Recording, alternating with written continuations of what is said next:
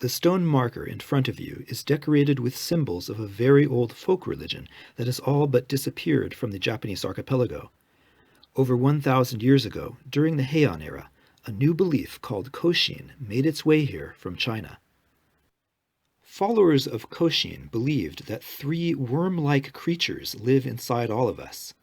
These creatures, known as sanshi, keep a tally of our good and bad deeds, but especially our bad deeds. Then, every 2 months, like tattletales, the worms leave our bodies when we are sleeping, in order to give a report to the Tente, the top god.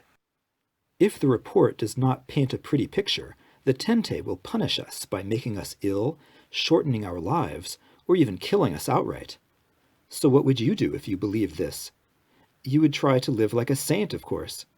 But very few of us are saints, so what can you do? Well, you can try to stop the worms from reporting. And that is what people did.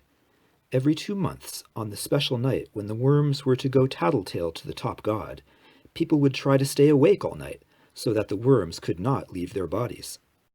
People would gather together with everything they needed to keep sleep at bay: strong tea, strong liquor, lots of hot food and convivial conversation.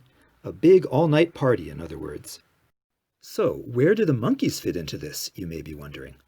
Well, turns out that people needed a bit more help keeping the Tente in the dark about their evil deeds. So over the centuries, they added new deities, including three known as Mizaru, meaning see not, Iwazaru, speak not, and Kikazaru, hear not.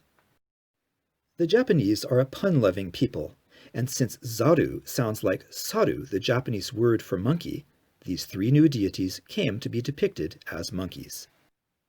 One of the more famous examples of the three monkeys in Japan can be seen at Toshogu Shrine in Nikko.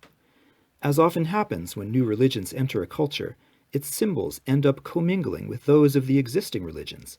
In this case, the newcomer Koshin deities popping up in the woodwork of traditional Japanese Shintoism. At the height of the Koshin faith's popularity in the Edo era, its devotees, among them some of the most powerful and influential aristocrats of the time, placed thousands of markers like this one around the country. Though most have disappeared, Sedagai Ward boasts some 205 Koshin monuments dotting its narrow streets. So that's the story of Koshin in Japan. Now you know the secret of the three monkeys who protect us from tattletales. And as you continue to explore Tokyo, keep an eye out for more monkeys.